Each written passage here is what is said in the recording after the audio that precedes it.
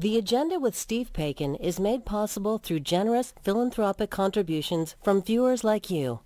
Thank you for supporting TVO's journalism. Tonight, we look at the future of manufacturing in Canada and what supports are needed for Canadian workers during Trump's tariff war. Then we'll revisit our conversation with the British financial modeler who became Microsoft Excel world champion. And Jayan Jagannathan takes a flight with Aviator Lola Allin to discuss her memoir, Highway to the Sky. That's all ahead on the agenda.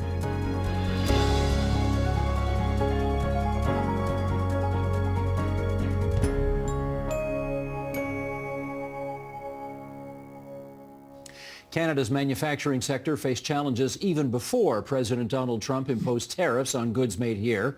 The overall sector has shrunk, both in its contribution to our economy and the number of workers it employs. So, how should Canada support existing companies and their workers as tariffs take hold? And what's the way forward to building up a homegrown manufacturing sector that provides higher skilled jobs and in-demand goods? Let's get into that with, in Vancouver, British Columbia, Jim Stanford, economist and director at the Centre for Future Work. In Cambridge, Ontario, Michel Chrétien, Vice President of Research and Innovation at Conestoga College and a member of the Natural Sciences and Engineering Research Council of Canada. And here in our studio, Jason Myers, CEO at NGen, that's Next Generation Manufacturing Canada, and Brendan Sweeney, Managing Director at the Trillium Network for Advanced Manufacturing. And it's good to have you two gentlemen here in our studio, and to our friends in Points Beyond, Jim and Michelle, thanks for joining us tonight on TVO. I want to bring up a chart just to inform our discussion here. This is manufacturing employment in Canada since the late 1990s. Back then, manufacturing was a bit more than 15% of Canada's total workforce, and for those listening on podcast, we're looking at a ski hill here.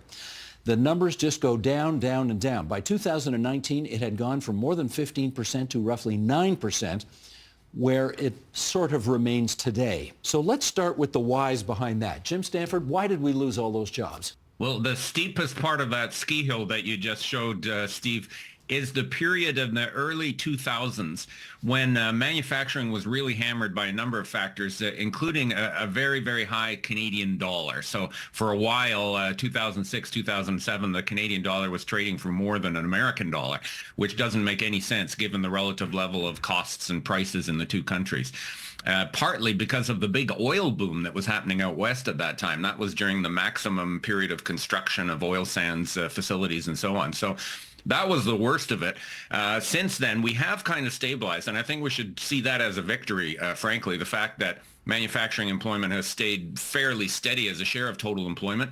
And that's in a labor market that's been growing quickly. So we actually have added, in terms of numbers of jobs, we have added some jobs in there. So I do think that, Trump aside for the moment, Canada's done a pretty good job of maintaining manufacturing as a core part of our economy. Let me ask Michelle to follow up by characterizing the kinds of jobs that have been lost over the last 2.5 to 3 decades. Yeah, that's interesting. I think that the kinds of jobs actually span a variety of different skill domains. And one of the things that certainly we hear in talking to manufacturers on a daily basis is they are seeking both skilled laborers and general laborers. But the skilled labor is becoming more and more difficult to find due to perceptions of work in the manufacturing industry, certainly other opportunities that are available to skilled workers, and a lack of young people pursuing careers in the skilled trades. And then in the general labor category, I think there's just really tough competition, and salaries have a hard time keeping pace in a way that keeps Canadian manufacturing competitive from a price point perspective. All right, with that background in place, Jason, let me bring you in now, and I'm not only going to ask you to put on the hat that you're currently wearing, but you're the former head of the Canadian Manufacturers and Exporters as well, so you know this file all too well. Tariffs are taking hold. What are the best ways available, do you think, to support manufacturers and workers given the new realities we're dealing with? Well, let's keep our fingers crossed that the tariff issue is just a short-term issue and is not going to be sustainable over the long term. Assuming that, the first thing we need to do is help companies stabilize employment. One of the reasons why Canadian productivity over that period that Jim was talking about from 2000 to 2010, one of the reasons why we didn't do too well in productivity is we kept a lot of workers employed, although we lost workers. And one of the other factors here, remember, is the opening up of the North American market to Chinese imports too during that period of time. So I think right now we face a real problem, of course, with the tariffs. It's giving companies a great opportunity to look for new markets, look for new customers, look for new suppliers, new technology partners as well. This is the time to invest in new technology, in innovation, in new markets. The problem is that with all the uncertainty, everybody's very, very cautious right now about their cash, and companies will need to invest their cash. That's where they look to invest. But they're probably going to sit on it for now. They're going to sit on it for now. So hopefully, after this disruption passes, where we've got a little bit more clarity, then the question is, where do manufacturers go from there? And as you were saying, Steve, the sector was facing some major problems in terms of competitiveness, aging workforce, and huge competition from around the world, even before the tariff issue. So I think in the long term, let's focus on that. Let's put the microscope on one sector, autos. Autos and trucks, cars, whatever you want to call it. How automated is all of that right now compared to, say, when we had 15% people working in the manufacturing sector 2.5 decades ago? In certain assembly plants in Canada, in certain vehicle assembly plants in Canada, the updates, the investments in automation, in facilities that were already dictated by an assembly line are just incredible. And in the bigger Toyota plants that manufacture about nearly 40% of all the vehicles made in Canada today, there is AI, machine vision, all these fun technologies are right there on the shop floor, and this is what the production staff is engaging with. I don't know if those technologies have been rolled out consistently across every single assembly plant, so there's possibilities. There's a lot that can be done. How much has been done? That's a question, and then there's a real diversity of technological, of automation approaches in the automotive parts industry. Is that part of the explanation behind why there are many fewer manufacturing jobs in Canada today? We've automated a lot more. We have, but at the same time, if you look at the companies that are making vehicles and making auto parts in Canada, they still employ a lot of people. So there would be other sectors, steel, chemical, paper, where output has grown and employment has decreased. But in automotive, it has stayed relatively consistent. There have been gains, but those gains have led to other types of jobs within the sector. I got to ask the former economist for the Canadian Auto Workers Union whether or not he opposes or understands or embraces the notion of more automation in the auto sector. Go ahead, Jim. Steve, I think it's quite wrong to blame automation for what's happened in the decline of jobs. All of the modern assembly plants in Canada use a huge amount of robots and automation, and this is a good thing. I would much rather have a plant that is automated and hires 3,000 people rather than one that uses the old technology and hires 4,000. The reason being the one with old technology isn't going to stay open. The key reason why automotive employment has declined from that peak in the late 90s is just that we're making a lot less cars. In 1999, we made 3 million assembled vehicles in Canada. That's about twice as many as were sold in Canada. And Canada ranked as the 4th largest automotive assembler in the world. Last year, we made half that, and yet we bought 2 million vehicles in Canada. So we're now producing much less than we buy in Canada. That's the main reason. So automation and innovation and new tech is going to happen, and it has to happen. And it is one of the reasons why manufacturing employment as a share of the total is shrinking everywhere in the world. And I think certainly an enlightened, intelligent union like Unifor is not going to stand in the way of using the latest technology in our plants. What the union really wants is to make sure those plants are in Canada. And given what Trump has done, it's going to be more important than ever that the federal government, the provincial government, all the companies are laser focused on keeping that footprint here in Canada. Well, let me follow up with Michelle on that. Because of all of the uncertainty that we've been talking about now that these tariffs are coming on, do you think manufacturers are going to be, say, more reluctant to invest in the innovation and the automation that clearly is part of the future? Yeah, I think short term, as Jay was saying, the unfortunate consequence is that people are going to hold back on investment, and we're already seeing that.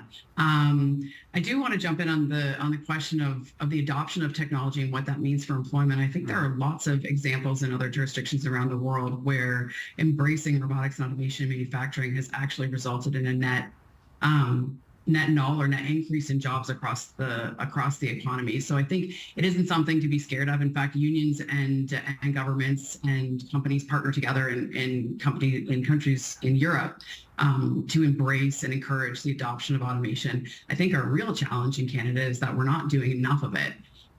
We talk a lot about Canadian productivity and our gap or our lagging productivity compared to other countries around the world. And I think part of that is a lack of adoption of technology. So we talked about automotive. Certainly another big manufacturing sector in Ontario is the food and beverage sector, who are embracing automation at about the same rate as the automotive industry, but it's still relatively low compared to other countries around the world. So I think Canada was last ranked 15th of 20 countries when it comes to the adoption of robotics technologies.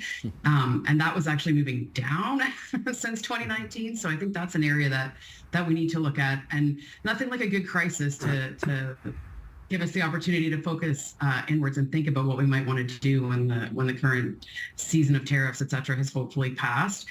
So yeah, to answer your question, short term, I think people are going to hold back on investing, but I really think that governments in particular should be looking at how we encourage that investment now and in the future.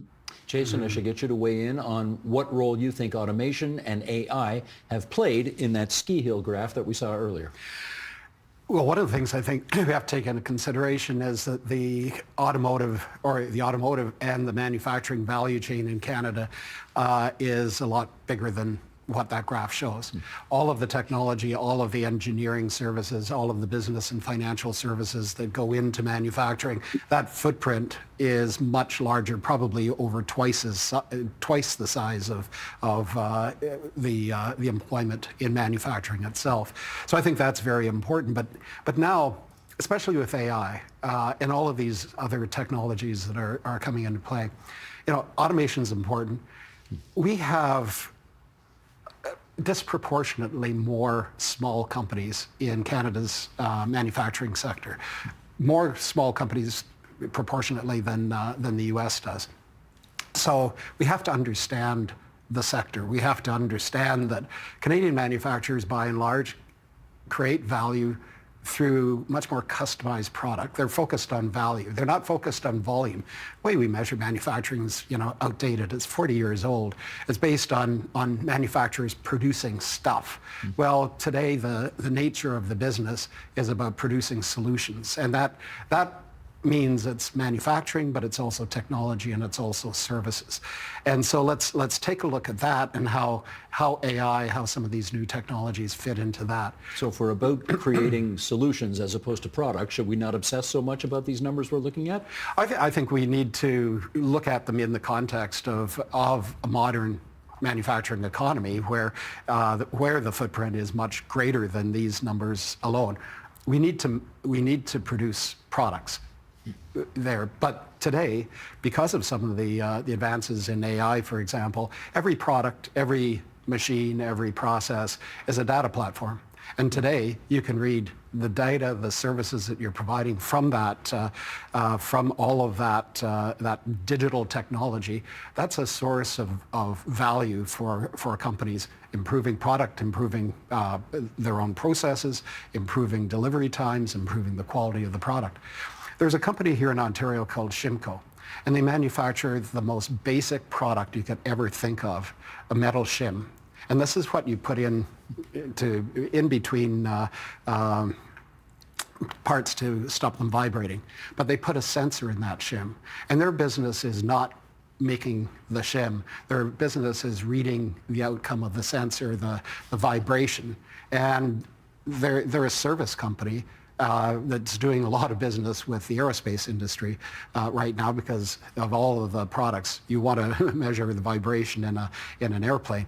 So, we need to think differently about how manufacturing, services, and technology all work together.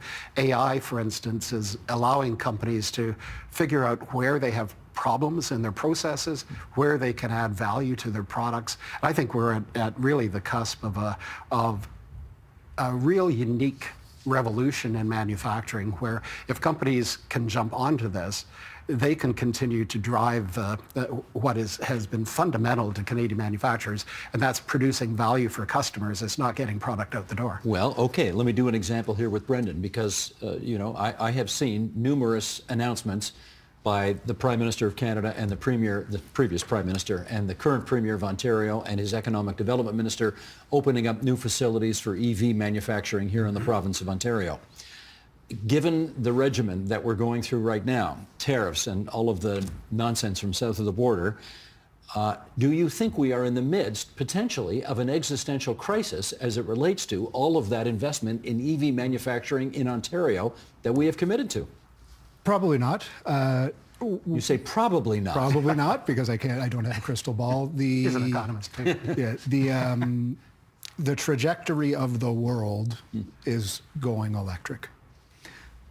There may be a blip in North America, but from everything we understand in the 2030s and the 2040s and the 2050s, the mix of vehicles will have more electric vehicles. That's not the existential crisis I'm thinking of, though. I'm thinking of tariffs repatriating all of what we've got here to the United States, which is what Trump wants. I don't think the United States could handle it all. I don't think they have the workforce. I think that companies chose to locate these facilities in Ontario for a good reason, and not the United States and not Tulsa, Oklahoma, for a similarly good reason. Part of that is talent. Part of that is we have a mature ecosystem. I mean, the manufacturing ecosystem in the GTHA, extended out to Waterloo, is just absolutely incredible. It's one of only two major metropolitan areas in North America that has full-scale aircraft and full-scale automotive assembly. Dallas-Fort Worth is the other one. It's the only one that adds to that integrated steelmaking, the ability to make nuclear reactors, biopharma, and we're forgetting one of the largest, if not the largest, segment of manufacturing in the area, and that's food. So all of that provides hard to measure, but just incredible value to anyone who's locating in Simcoe County or in St. Thomas. Okay, I get you. And our automotive industry has been in a bit of an existential crisis since the 1960s. Yes. And we always kind of come out on the other side of it. So I think we'll come out somewhere good. It might be a little bit different. It might be a little bit more delayed than what we had anticipated a couple of years ago when we were talking about it on this show. But will we be making batteries for vehicles in 2030 at 3 or more facilities in Canada? Most likely. What did you say? Most likely. Most likely. I don't have that. I still want a yes, Yeah. but okay, most likely I guess we'll have to take right now. Steve, could I add in here Sure. too? Last week, in the midst of all this chaos, Siemens made an announcement they were investing $150 million in the establishment of a global EV battery research hub here in southern Ontario. That they wouldn't do that if they weren't serious and if they weren't taking advantage of, as Brendan says, of the skills, of the great innovation ecosystem that we have in this province. No, fair enough, but okay, I'm going to get Jim Stanford back in here now because, of course, it didn't take too long once Trump threatened his tariffs for the auto manufacturers in the province of Ontario to start laying people off, understandably, if there's not going to be... Anyway, you know where I'm going with this. What's happening with employment insurance right now, Jim? What needs to change to take account of the new reality we're dealing with?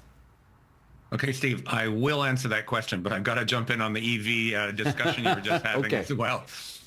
because I share Brendan and Jason's confidence that we've got the amazing makings of a world-leading EV industry, and the world is going to EVs, no doubt about it. But the industry is going to need some forceful and targeted help to get through the next 2 to 3 to 4 years, however long this takes. Because in addition to Trump's tariffs, he has also pulled the plug, to use an analogy, on the whole Joe Biden program to accelerate EV development in the U.S.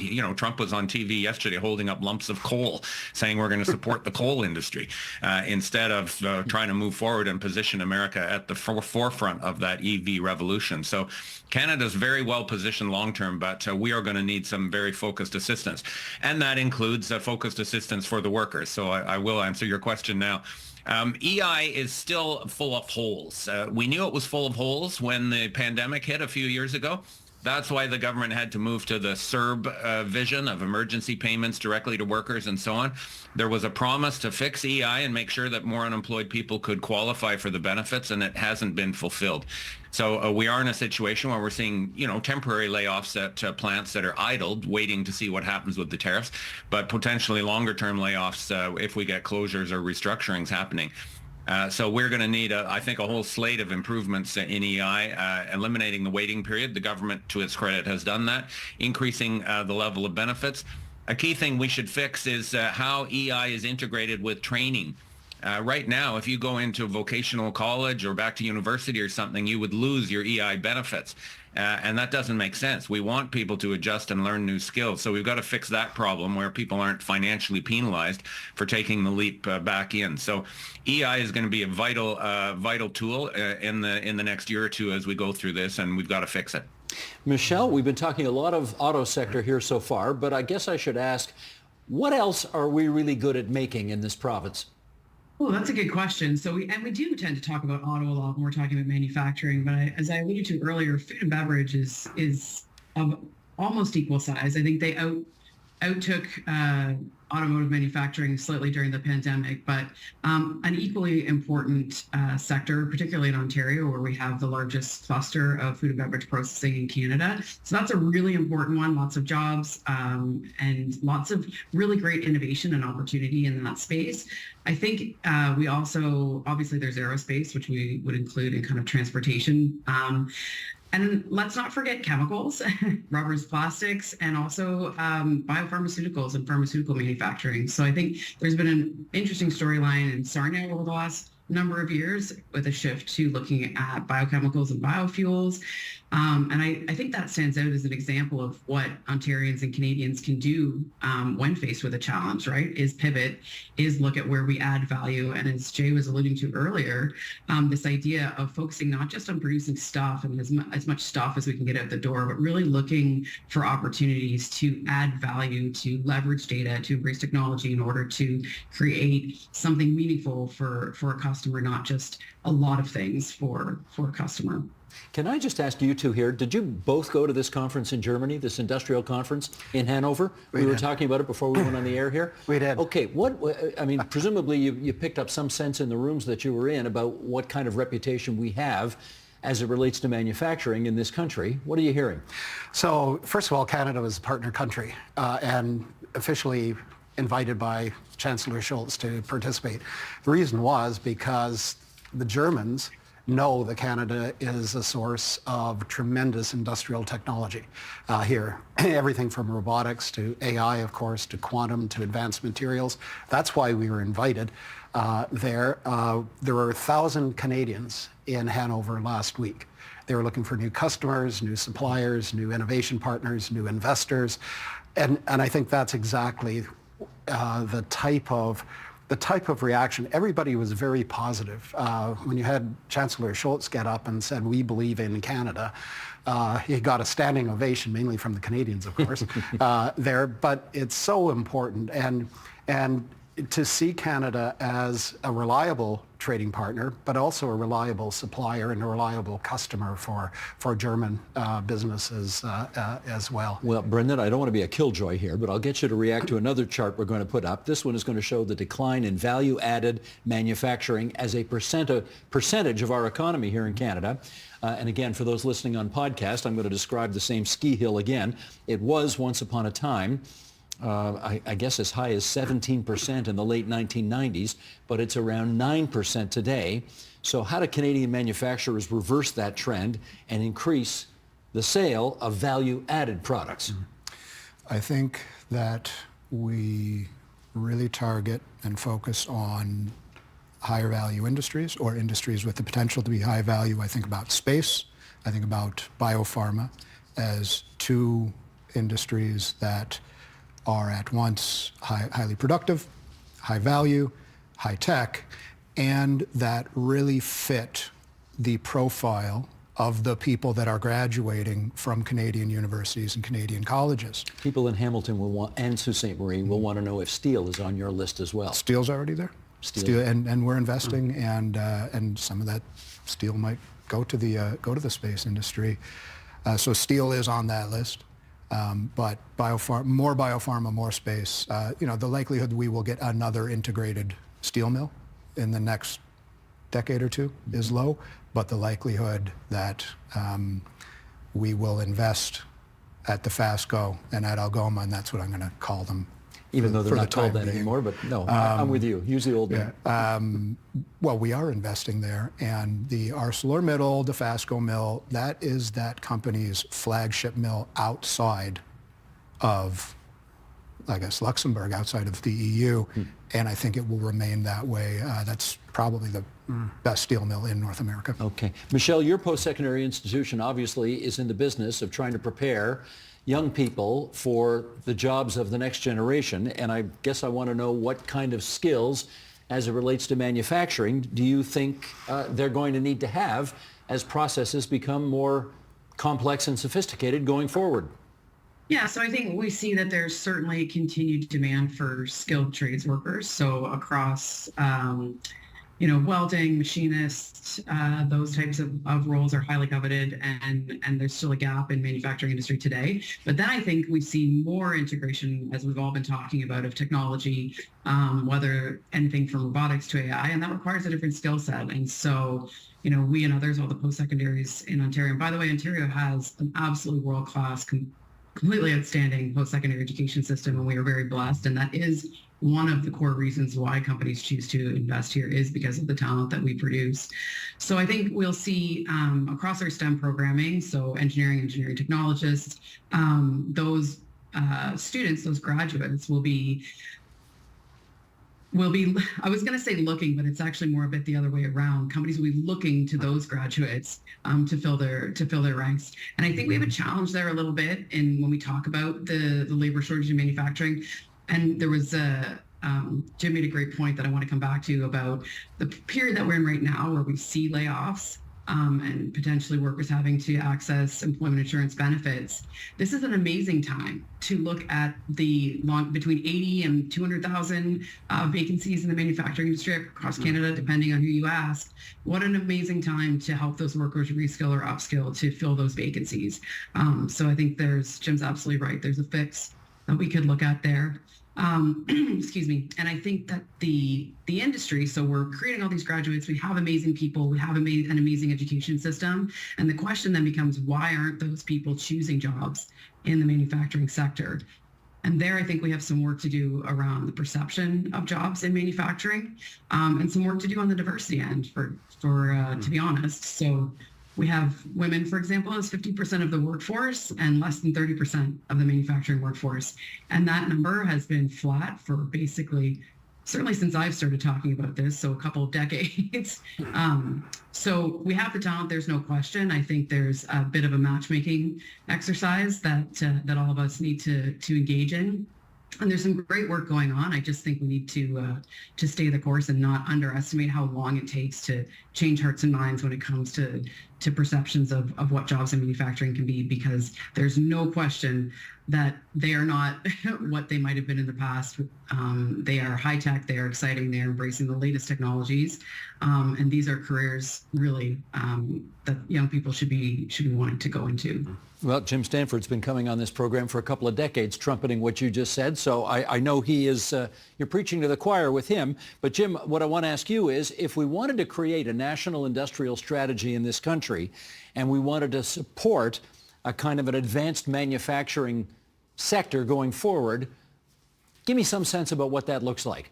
We have got such a toolbox of different policies and levers and regulations that we could apply in manufacturing. And when we look around the world at countries that have been successful in this mission of using active industrial policy to support high-value industries within their own jurisdictions, we've got lots of experience to draw on.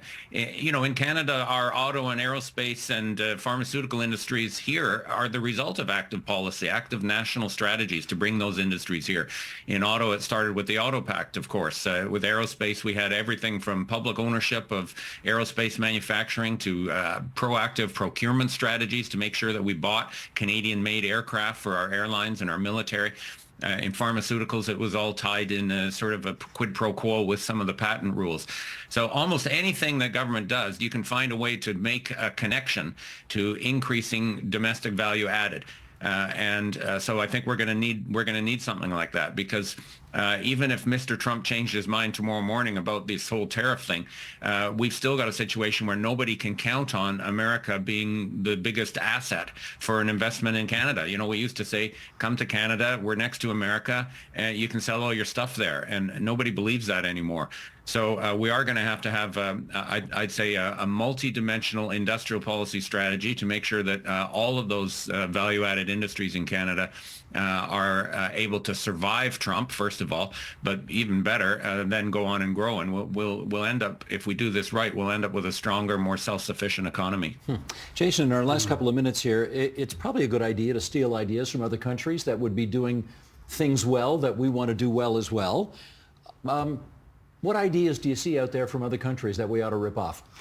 Well, I think particularly the European countries, and Germany in particular, their focus on apprenticeships, their focus on young people.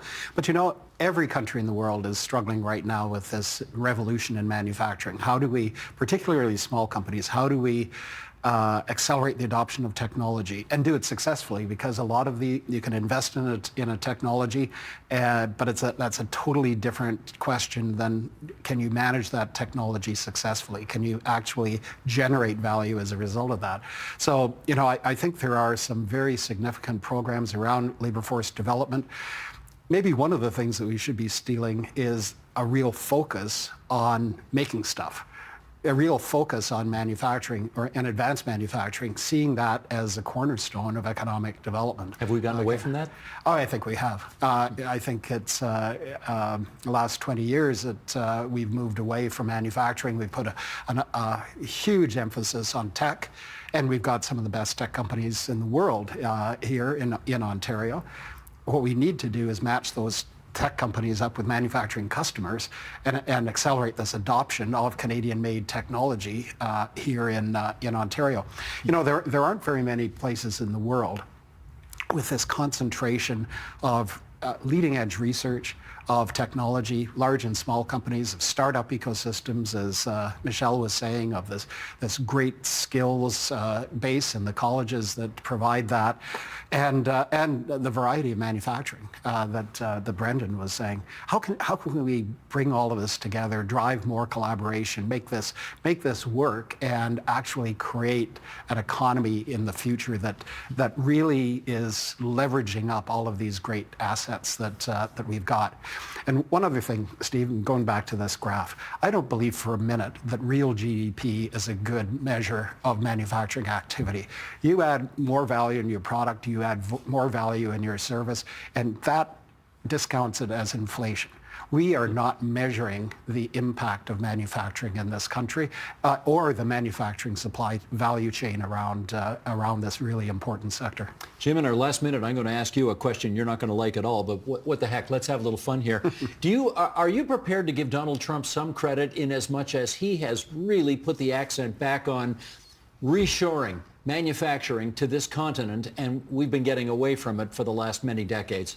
I don't think so, Steve. I don't give him credit because he's lying about it. First of all, as Brendan pointed out earlier, They cannot, quote unquote, reshore all that stuff back to America. They don't have the space. They don't have the factories. They don't have the capital. They don't have the people to do it. And in most of it, they don't want it. Most of the things that they're talking about in terms of work, especially more labor-intensive work that's done elsewhere in the world, America as an economy doesn't want that. They got 4% unemployment. They are not in a depression, at least not yet. So this idea that they need to get everything back is wrong, or that they can bring it back.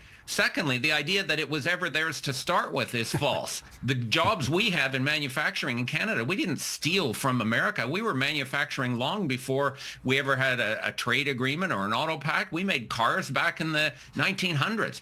So they weren't America's jobs to take back. He is just playing for a domestic political audience and pushing these buttons about how America is supposedly mistreated, and I'm the guy who's going to put America first. That reshoring narrative is not going to work, and it's not even what his motivation is. So this is where we have to, I think, have the confidence as a country to say we are going to export to America, and this is important to us, but we have got the capacity to build a self-reliant, high-value, productive, prosperous economy on our own, and reject Trump's false narrative here. Get off the fence and tell me what you really think. Steve, I'm going to tell you what I really think about this. Exactly. Great discussion, everybody. Thanks so much for coming on to TVO tonight. Thanks to Jason Myers from Next Generation Manufacturing Canada, Brendan Sweeney from the Trillium Network, Michel Chrétien, Conestoga College, Jim Stanford, who's telling it like it is at the Center for Future Work on the left coast in Vancouver. Thanks so much, everybody. Have a grand day. Thank you, Steve. Thank you.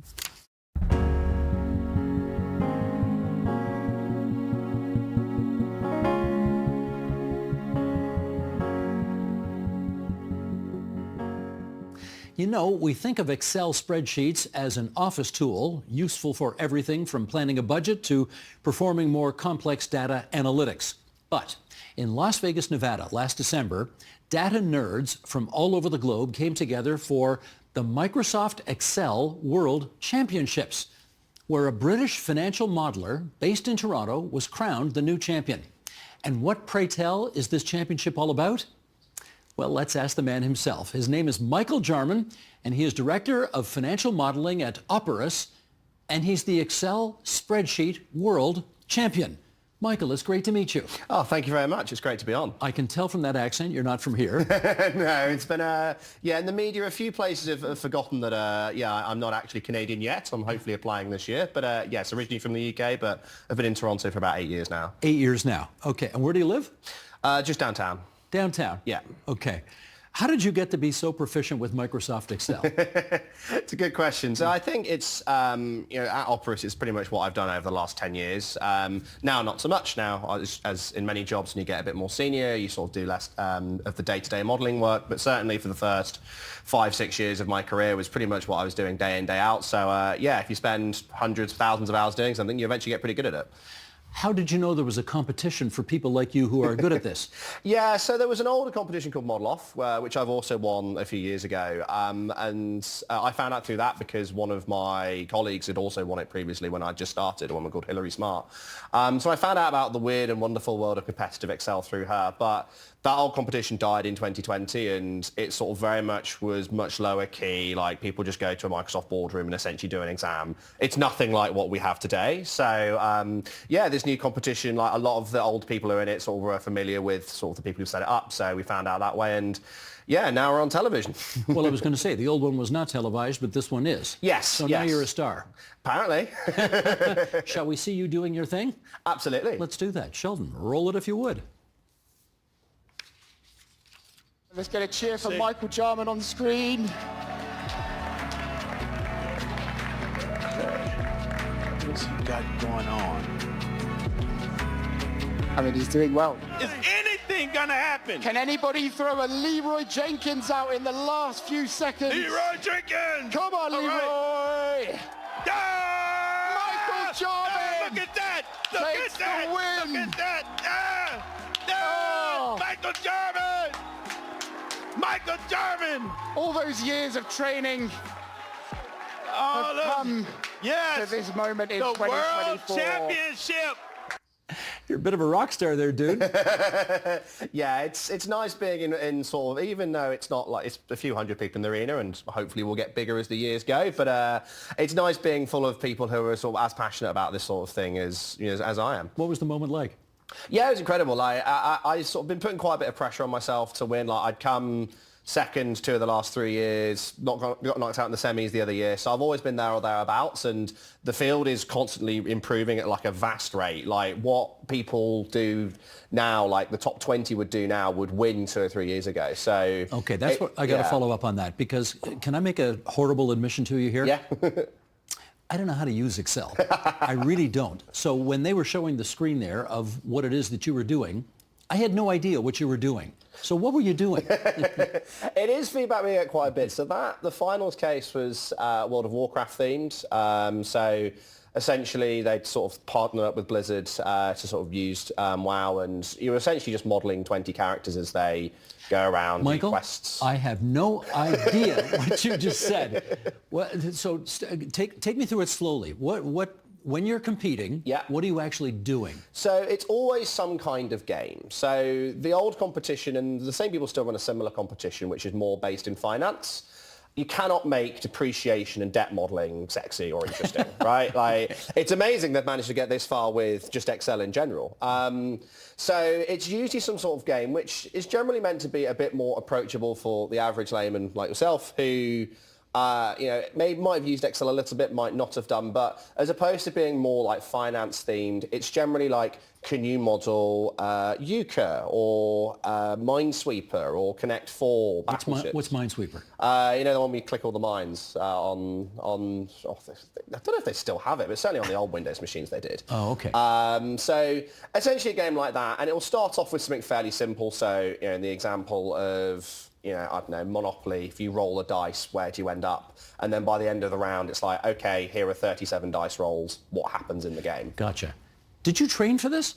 Yeah, you do. It's, although my job sort of has allowed me to get to the level of Excel I am, like, there's still a lot of weird and wonderful techniques that you sort of have to use in the competition that never come up in my day-to-day work. Like, there's quite a few questions where you have to navigate some sort of map. One of the semi-final questions was you're in a temple that's like, is a maze, and you have to get through and get the golden idol, whatever it was. And you never have to do that at work, like sort of go through a map. So you have to learn how to do that and sort of, you know, train up into how to answer the typical kind of questions that come up. But there still is, like, you can never fully prepare for everything. So when you're doing this all day at work, and then Yeah. you come home, and are you literally practicing hours when you get home to be ready for this? So in the run-up, I was doing quite a bit of practice, like, you know, a couple, 3 hours a day. But I would say my practice was very much sort of only concentrated in this sort of running out 5 to 6 weeks. Although there are rounds of the competition that are ongoing and running throughout the year, the only bits that really sort of matter for getting the final result happen in the last 5 or 6 weeks. So I could sort of concentrate my efforts there, and then the rest of the year I can not relax, but certainly, you know, take it a bit easier. Did preparing for this competition and doing the competition actually make you better at your day job? I think so. There's certainly, although, you know, for the example of the map, I'm never going to have to do that at work, hopefully.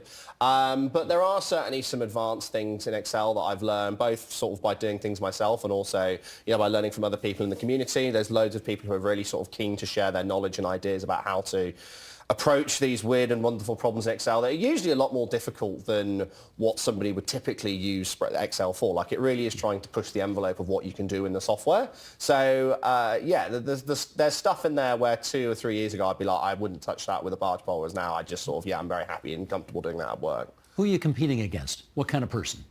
It is a variety of people. Like, there are a lot of people in finance. I think, you know, there certainly is an overlap there, and that's why the same people run the financial championship. But equally, there's people who use Excel for different things. Those who use it for sort of storing data and like looking at data, sort of, you know, accountants who I suppose is similar to finance. And then just some people who, for some reason, are sort of coders who don't really do much Excel in their day-to-day job, but they sort of want to find a new avenue to compete in and think it's good fun. When we showed the clip, it looked like it was overwhelmingly men. Is it mostly men who compete in this thing? Yeah, unfortunately it is. There are a few women who sort of get to the high level. I think this year in the semi-final we had 2 women who were unfortunately knocked out. sort of I mentioned my colleague Hilary Smart. She's, I think, the only female sort of world champion of any sort of format of competitive excel. So yeah, it's certainly something we'd like to see improve because yeah, at the moment it is a little bit too male heavy. Was this live on television? Yeah, it was on ESPN3 in the US, and then everywhere else watched it on YouTube. So yeah, it was live. I can't remember how much of the whole stream was on ESPN because the whole stream is about 7 hours long because there's a university championship as well for students. So for any students looking to get involved and learn a different sort of skill, because Excel isn't going anywhere in my opinion, so it's always good to learn. So they have that for the first few hours, and then I think sort of the last 2 hours would be the sort of 2 semi-finals and the main final. And yeah, that was on ESPN3, I think. So could your friends and family watch it as it was really happening? They could, yes, a few did. I think the time zone is still not particularly kind for most of the world. I think it is something like being in Vegas on Pacific time. I think it's Pacific time. Over in Toronto, it was already getting to be like midnight, 1 a.m. when it's finishing. In the UK, it's like 5, 6 a.m. So as much as my friends and family love me, I don't think they're going to get up to watch that. So yeah, hopefully they can get a time earlier in the day, just because I think it certainly would be sort of watch more if they did. What's with the jacket, Michael? Yeah, so Microsoft sent me this last year. I think they sent it to all the finalists. And I genuinely wear this around town. Like, I think it's lovely. It's actually, you get a lot of sorts of, corporate stash or whatever, and it's sort of the quite poor quality material. This is genuinely one of the nicest jackets I own. Like, it's really nice material. So, yeah, and they sent it to all the finalists, and I've sort of been wearing it around ever since. And, yeah, I keep saying I need to get a gold star sewed into here like they do with the World Cup, but I haven't got around to it yet. Do you like the logo? Yeah. It's and there's sort of a, I don't know if I can show on the back. Wow, that's nice. Yeah. So it's it's an interesting piece. Like I do get people stopping in the street who are like, "Is that a real thing?" I'm like, "Yeah, it is." Now that's not the only prize you got for winning the championship. No, not at all. You got a very sweet-looking prize. You certainly do. It? Yeah, absolutely. Make sure we get it the right way up. Here we are. So yeah, you win a wrestling-style belt, which. This is relatively new. They've only done it this year and last year, but I think they're going to keep doing it. I get to keep the belt, though, which is nice. And yeah, they decided that this would be a sensible thing to give away to people. And you didn't have to go into the octagon or anything to get that, right? No. It's certainly the only way I'm ever going to get a belt like this. I don't think I back myself as a MMA fighter, to be honest. And are they going to engrave your name in that at some point? Probably yes. Alongside the star, I probably do need to get that engraved. But yeah, I do just want it. That's a very sweet thing. Now, when do you have to defend your championship? So next December.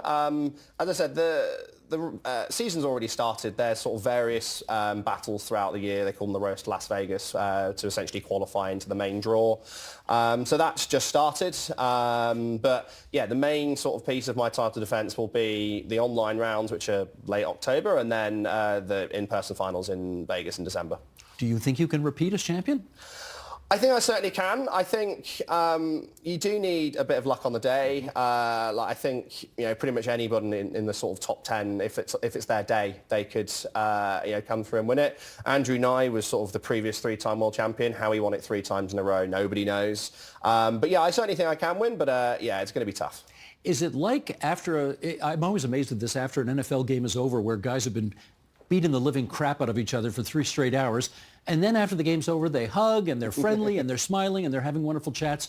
Is it that way in your world as well? Absolutely. I think especially one of the things I especially like about it is like the community is so sort of friendly. Everyone's sort of very happy to chat, share tips. And I know compared to some esports, which can have quite a toxic community, the community, it's so friendly, and yeah, it's just really nice being able to meet up once a year with friends from around the world and share in a common weird interest.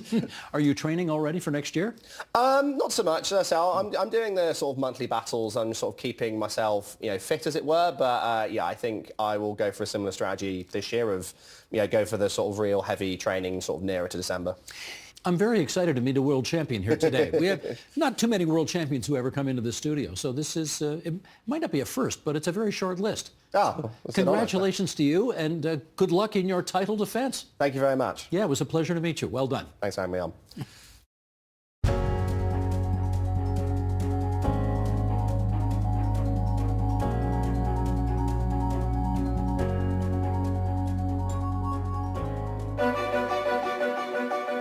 From a very young age, Lola Reed Allen's eyes were drawn to the sky. When I was a little girl, I'd walk home and I was fascinated by the clouds. I guess I've always just wanted to be up there flying with the birds. Her fascination with aviation started with the aerial acrobatics of the Royal Canadian Air Force's Golden Hawks, seen here in the CBC archival footage. Her first flight came during a family trip from Toronto to the prairies. 7-year-old Lola didn't know it then, but she was destined for a career up above the clouds. It was like a roller coaster ride at the fair. It was in 1962. We were going from Toronto to Regina for a family reunion. And we'd gone many times before. We'd by car, by train, never by airplane. In 1962, people just did not hop into airplanes. Growing up in the 60s, the trip would serve as a reminder that a career in aviation for women was just a foolish dream. They were good people, just not attentive parents. And my father was very definitely misogynist. So when I said, hey, Dad, this is great. When I grow up, I want to be a pilot, it was like, don't be silly. Girls don't fly. The Belleville, Ontario native is now sharing her journey as a pilot in her memoir, Highway to the Sky, An Aviator's Journey. So I'm just checking the fuselage here just to make sure that it isn't visibly dented or are there any problems. Throughout her 3-decade career, Lola worked as a pilot, flight instructor, and commercial aviator. These days, she doesn't get up in the air as much as she did as a working pilot, but we met up with her at the Durham Flight Center in Oshawa, Ontario to return to her happy place. All right, so you're both still buckled in. It was empowering. I remember the first time I went solo, the plane literally just whooshed off into the air. It was again a beautiful day. And I do like to fly solo. It's quiet and no one has any expectations of you, except to get the plane back down on the ground. There were, however, many expectations of women at the time, none of which included them flying thousands of feet in the sky. Women pilots have always been far and few between, even though they've been flying as long as men. The first licensed female pilot was Ramon de la Roche in France, March 8th of 1910. But because of social constraints, social expectations, women didn't fly. And there were no role models. It would take several more years after her maiden flight before Lola would learn to fly.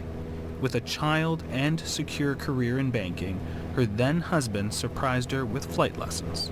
When the instructor asked if I wanted to take control, I said, no way. I want to have a lesson first before I take control. I was pretty much in awe of all the instrumentation.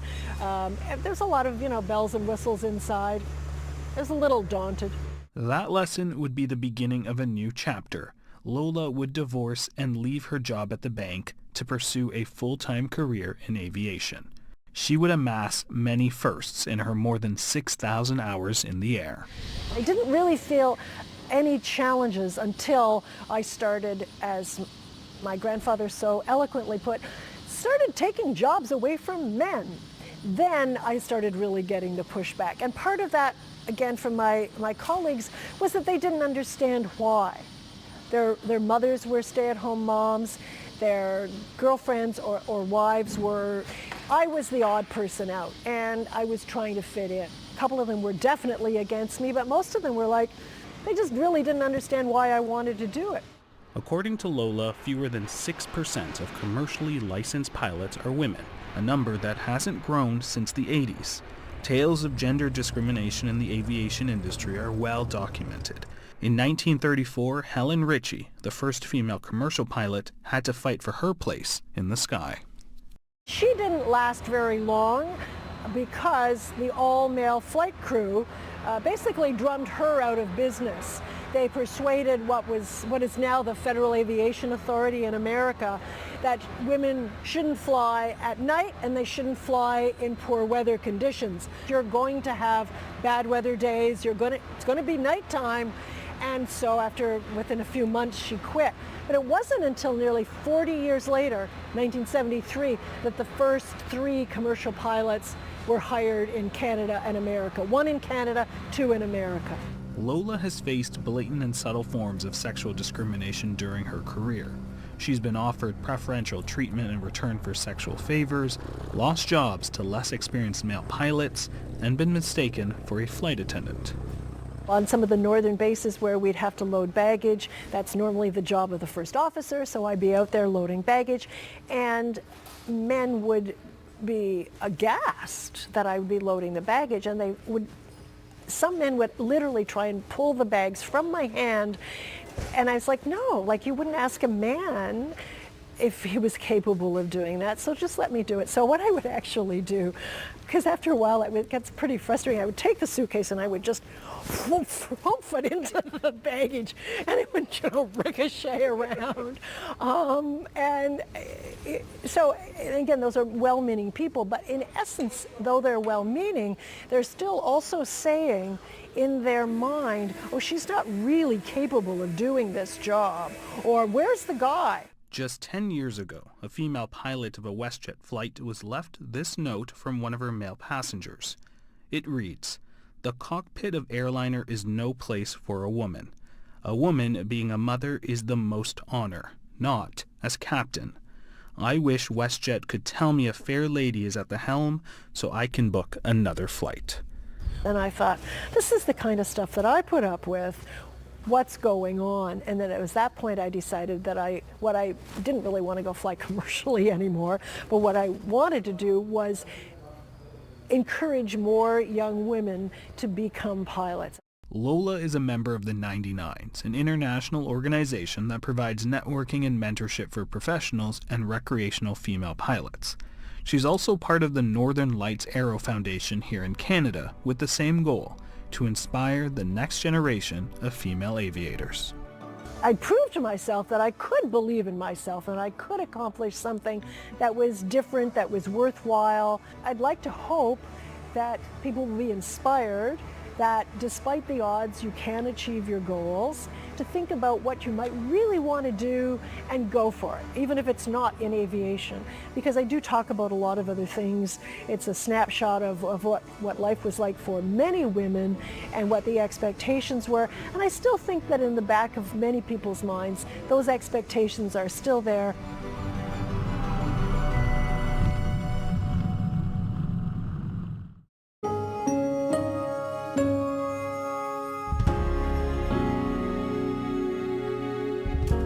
And that is the agenda for Wednesday, April 9th, 2025. Tomorrow on the program, does Canada need to rethink its relationship with oil? We'll discuss that. I'm Steve Paikin. Thanks for watching TVO, for joining us online at tvo.org, and we'll see you again tomorrow.